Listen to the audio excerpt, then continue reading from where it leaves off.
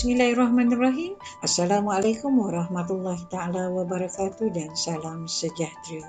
Murid-murid yang cikgu kasihi, hari ini kita akan belajar sekali lagi Bahasa Melayu tahun 5, tema 7, unit 20 yang bertajuk Pasar Lestari, halaman 151 bersama dengan Cikgu Zainita binti Husin.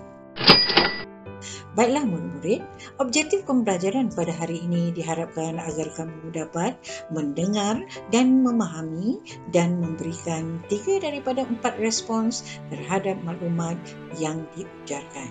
Ya, yang pertama kamu kena dengar, yang kedua kena faham dulu, dan yang seterusnya, yang ketiga kamu dapat memberikan 3 daripada 4 respons terhadap maklumat yang diujarkan. Baik, kriteria kejayaan pula diharapkan yang pertama, kamu dapat memahami, faham dulu maklumat yang diujarkan, dan yang seterusnya, yang kedua, barulah kamu dapat, diharapkan kamu dapat memberikan respons terhadap maklumat yang diujarkan. Murid-murid, apa itu respons? Selalu kita dengar respons, tapi kita kena tahu apa itu respons.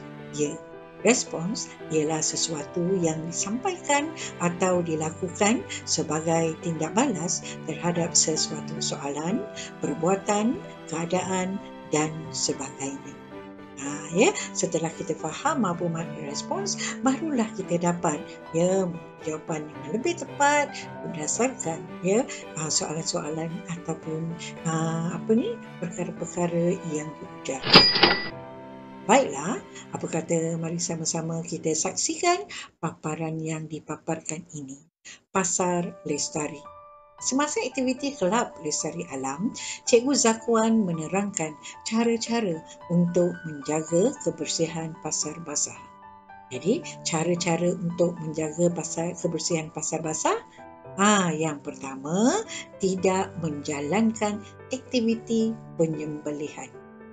Sebab kita nak menjaga kebersihan pasar basah. Kemudian yang kedua, tidak membuang sisa makanan dan sampah merata-rata. Kita jangan buang sampah merata-rata, dan juga sisa makanan buang di tempat yang disediakan.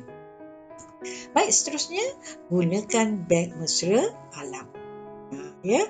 Kalau boleh kita bawa, kalau ada beg mesra alam. Yang seterusnya, asingkan sisa-sisa buangan di dalam tong yang telah disediakan. Dalam macam ni, warna hijau ni sisa organik, warna biru ni sisa lain. Jadi kita asingkan. Masa kita nak buang sampah tu, sisa-sisa buangan tu kita buang dalam tong sampah yang telah disediakan. Kemudian laksanakan aktiviti pengkoposan bagi sisa makanan, iaitu dikumpulkan, sisa makanan dikumpulkan, kemudian diangkut ke kilang pemprosesan, dijadikan baja organik. Jadi bila dah proses, dapat dijadikan baja organik. Pertama, kumpul dulu sampah tersebut, sisa makanan tersebut, kemudian baru angkut ke kilang pemprosesan, barulah boleh diproses untuk menjadi bahan organik. Baiklah, ini perbualan antara 3 orang sahabat, Sofia, Afifi dan juga siapa seorang lagi ni? Siapa yang seorang lagi ni? Jumpa tak siapa seorang lagi ni? Sofia, mengapakah peniaga tidak dibenarkan melakukan aktiviti penyembelihan di pasar basah?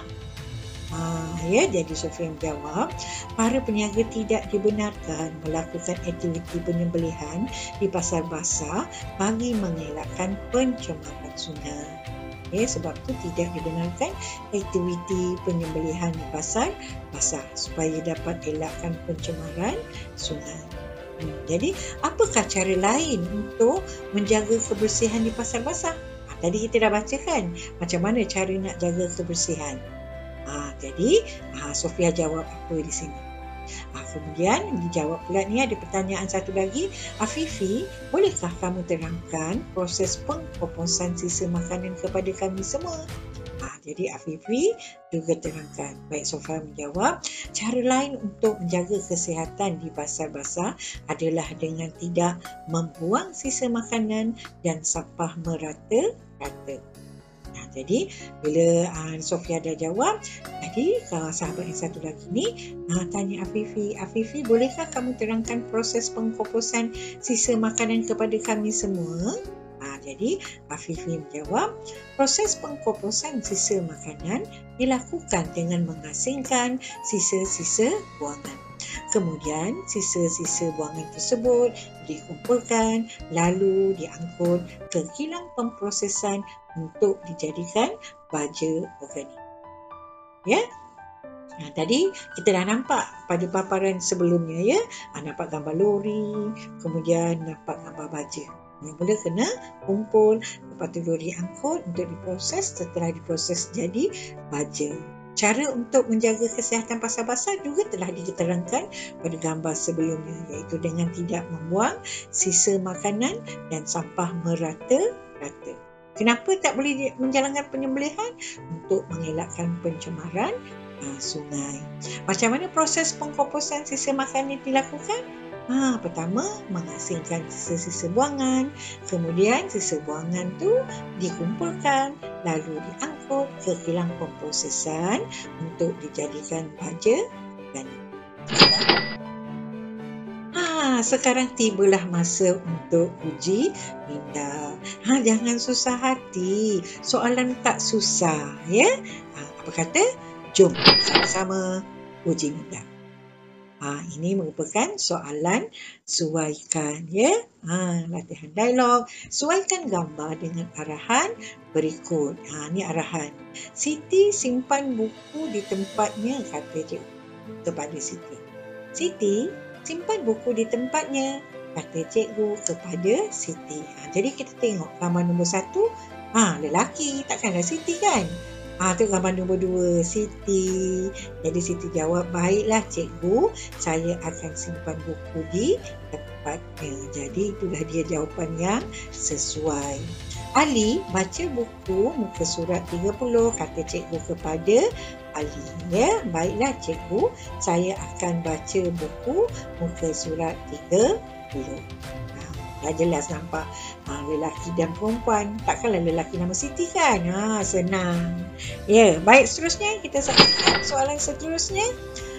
Nombor soalan ketiga dan keempat. Ya, yang sini, baiklah ibu. Sini pula arahan dia, sila lintas jalan dengan berhati-hati, kata cikgu kepada muridnya. Mana gambar lintas jalan? Ni gambar makan.